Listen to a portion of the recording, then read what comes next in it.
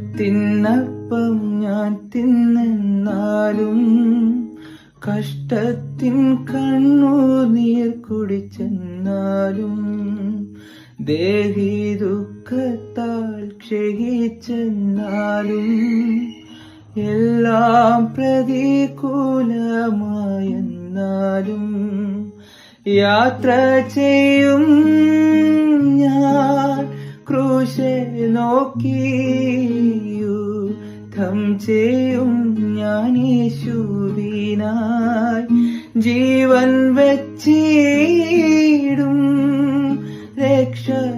രക്ഷകനായി അന്ത്യശ്വാസം വരയ്ക്കും. ലോകമാം ഗംഭീരവാരിധിയിൽ വിശ്വാസ കപ്പലിലോടി